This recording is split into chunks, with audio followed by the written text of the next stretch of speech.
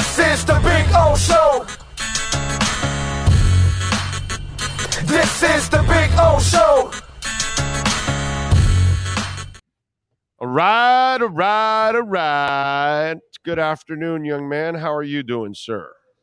I'm doing fine, and I appreciate you calling me young man. I like that.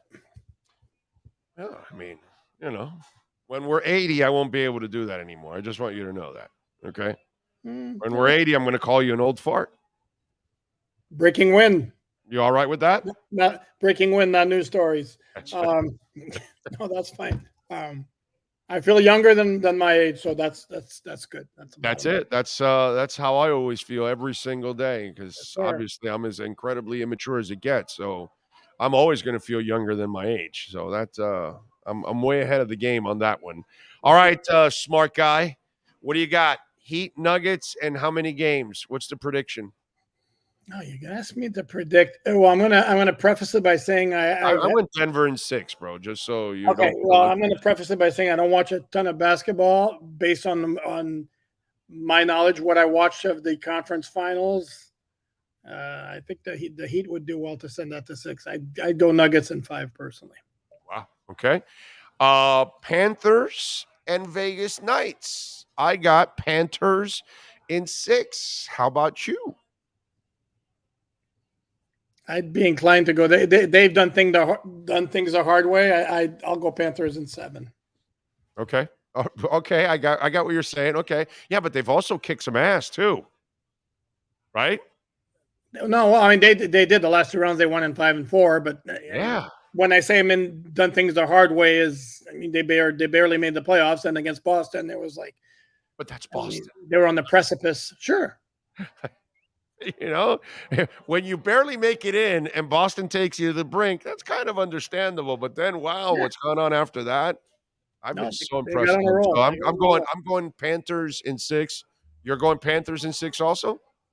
7? You said 7? No, I said 7. I would prefer. I'd love it to be in 6 because I'm going to be there for Game 6. I'm not going to be there for Game 7, so that would be awesome. No, the perfect scenario for me is Panthers in 6. With the winner coming in overtime. That would be completely awesome. Ooh, nice. I like that. All right. Outside of Bob playing out of his freaking mind, and Kachuk obviously has to be the star that he is, give me some keys to that series. Enlighten us, educate us, because you are the Canadian in the group. I am that. Continue to do what they've been doing. Limit the mistakes. Limit the 2-on-1s going the other way, which they've done a very good job at, with some minor exceptions. Bennett, throw your body around like he's been doing, and then cash in on your opportunities. Let the other team turn the puck over in their own end, and create offense that way and get in front of the net. And it was a very interesting point Paul Maurice, the head coach, made that in every series the power play started off poorly, made an adjustment, and then really got it going. Like early on against Boston, it was like, my Lord, this is like the team that never practiced a power play ever. And in Carolina early on, it was the same thing. And the Panthers made adjustments by the end of the series. In both cases, the power play was delivering, and it's going to need to deliver against Vegas as well. Okay. All right. And who's the guy they got to fear most? Tell Panther fans, who's the guy they got to fear most on Vegas? Well, he's not their best player. Their best player are probably Peter Angelo and Mark Stone, but I'm going to go former Panther Jonathan Marchessault. He's got a knack for scoring big goals. He's a guy I'd be concerned with. Okay. All right. Good stuff. All right. Let's go and turn the page to Dolphins now. Give me an undrafted player that has caught Alain Poupart's eye. Well, the obvious one is Mitchell Agude, the edge linebacker, University of Miami. Yeah, he looks the part. He gets off the line very, very quickly. As I pointed out, though, on the All Dolphin podcast I do with Omar, and I got some flack for it, but it's the truth.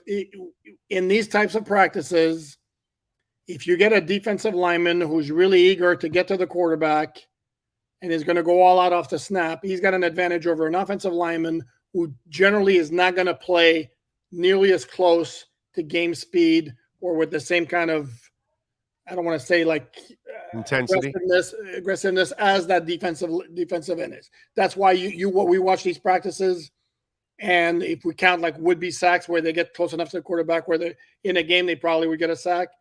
There are a lot of those. I mean, there are like 7 or 8, and it's not because the offensive line can't block anybody. It's because, again, given the nature of those practices, Jalen Phillips a couple of years ago, I mean, man, he looked great, except Jalen Phillips is like going all out in a practice where the offensive linemen are more about technique, setting their feet, than getting like hands on the defensive end. So having said all that, the guys look great. He's looked really, really, really good. And then among the rookie free agents, he's the one guy who's really stood out to me. Trying to think of any linemen surprising you that aren't the normal names, like the starters, in other words. No, nothing has jumped out. And again, the nature of the practices, it's right. Doesn't open it up really for that. Want to go after it. No, I know they gave a good signing bonus to the defensive back from Western Kentucky or Kentucky Smith. Keon Smith, I want to say is his name. He was invited to the Senior Bowl. I haven't really noticed him. In terms of Brandon Peely, the big nose defensive tackle from USC, who we talked about as an intriguing guy, haven't really noticed him. But again, the nature of those practices don't lend themselves to that. So, Agude is a guy who really jumped out. Anything else has jumped out to you from the veterans that you've seen, in the ones that are at least are practicing some? Yeah, I would say Robbie Chosen is definitely a guy who's going to make an impact on this team. From what I've seen, again, we've been allowed to watch 2 of the OTAs along with 1 rookie minicamp, which he obviously didn't take part in. But the 2 OTAs, yeah, he's running very, very well. Yesterday, he got behind 2 defenders to catch a long pass from Tua. He had another nice play down the middle on a really, by far, Mike White's best throw of the practices that we've seen, where he floated over a defender, which was a really nice touch pass. So, no, he has shown me something. Braxton Berrios looks good. I like the top 4 they have at wide receiver with those 4 guys, obviously along with Hill and Waddle. What's it called? Shit, what was I going to ask you? Now I brain farted now on what I was going to ask you. Damn it. While you think about it, I will add on that the fact that those 2 guys to me look really impressive kind of reinforces the idea. And I wrote about this on alldolphins.com this afternoon, that even though General Manager Randy Mueller, former Dolphin General Manager Randy Mueller, who I like and respect, wrote for The Athletic that 2 logical destinations to him for DeAndre Hopkins were the Detroit Lions and the Miami Dolphins. And to me, it makes 0 sense to me. Where's that logical? But where's that logical, Randy? I mean, give me a break, dude. That doesn't make any sense whatsoever. I think he's thinking DeAndre Hopkins of 2019 being allowed to run free underneath while Hill and Waddle occupied defenders could do a lot of damage. Except, as I wrote, how much of an upgrade would he be over the 3 and 4 you have now with Chosen and Berrios? And also, he's going to want a lot of money. Is he going to be willing to accept a role as a 3rd guy on offense when he's kind of? And why would you pay him a lot of money to be a 3rd guy? Correct. That's also part. No, I made the point. To me, the biggest argument for signing DeAndre Hopkins would be to keep him away from Buffalo, where with Buffalo, he could serve as a legitimate number 2, but the word out of Buffalo is they're not paying him what he wants, so chances are he's not winding up there. He may wind up somewhere like Houston or Cleveland. Okay. Oh, what I was going to ask you is, are you feeling better about Mike White this week? No. He did have that 1 throw. I did point out. But you qualified it with a floater. No. But no. On that part, like, yeah, it was a beautiful floater, but it was great touch and all that. You complimented the pass, but you made sure. Big O, don't get me wrong. It wasn't a bullet. No, it wasn't like a bomb where he was trying to do it. It was one of those touch passes where he had to drop it over a linebacker, and it was a beautiful touch pass. No, I'm not going to take anything away from that pass. That was beautiful. But there were a couple of other throws, which, by the way, is a really tough pass for some guys. Like that. That's actually that actually is a skill set, because there's a lot of these guys that can throw through a stadium, and then when they need to have touch, they have, like, Marcus Mariota has always been mediocre with touch. Always. It's just one of those things that he has never been a great touch passer. It's also not a pass Josh Allen would make. That's not in his repertoire.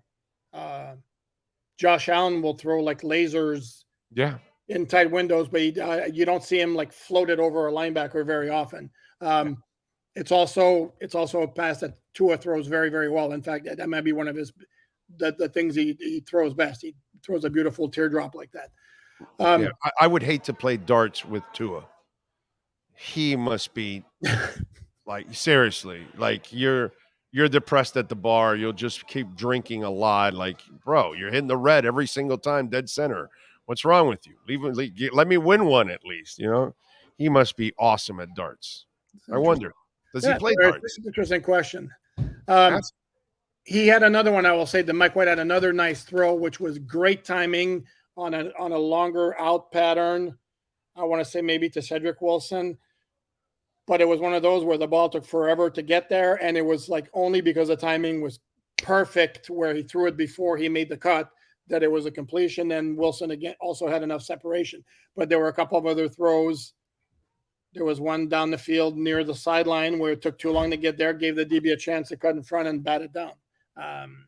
How has Cedric played? Cedric was fine. He looked fine. I really have a hard time seeing him breaking through that top four. I'll be very honest with you. You're paying a guy to be the fifth or the sixth. They did that last year. Basically, because A-Chain's going to move up. Because I think A-Chain's a 5 to 10 carry guy and another 5 catches probably out of the backfield. I think that's what you're going to see from A-Chain. I think he's going to be a nice chunk of the offense. You know what I mean? So he's going to have to catch some passes. That will limit some of the receivers out there for opportunities because they're going to get that speed out there on the open field, dude. Correct. Yeah. Yep. So there's only so many targets to be had during the course of a game too. He had one yesterday that was nice too. Maybe I should mention it. That was also from Mike White or it was Mike White or Skyler. It was like a wheel route, but that was a play where they continued going after Agude got around the corner and came right next to the quarterback and basically does one of those where, so in the game that's a sack, but they continued to play and it was a nice wheel route to A-Chain down the left sideline. How's Skyler played? Yeah, he had some nice. So he had like a beautiful deep pass to Braylon Sanders. Down the right sideline. That was a beautiful throw. And then a couple of throws that are spotty. So it was uneven. Okay. All right. What are you working on alldolphins.com so folks can check you out, my friend? Yeah, well, I wrote the aforementioned DeAndre Hopkins story. What else did we have? The aforementioned Skylar Thompson. Omar put up a piece. This is not me, but it's on alldolphins.com. Omar put up a piece looking at the backup quarterback position, which maybe or may not be a foregone conclusion, even at this early stage, even after the signing of Mike White as a free agent. I'm going to address the offensive line possibly later today, possibly tomorrow, and look at the aforementioned Cedric Wilson Jr. and where he fits into all those things. All right. Follow him on Twitter at Poupart NFL and catch him twice a week here doing his thing with the EJDconstruction.com, Miami Dolphins report. Thank you as always, my friend. We will catch up next week. Have a fantastic weekend and enjoy the Okie. I will do that. You take care. You got it. There you go. The great Alain Poupart, baby, and our EJDconstruction.com, Miami Dolphins report.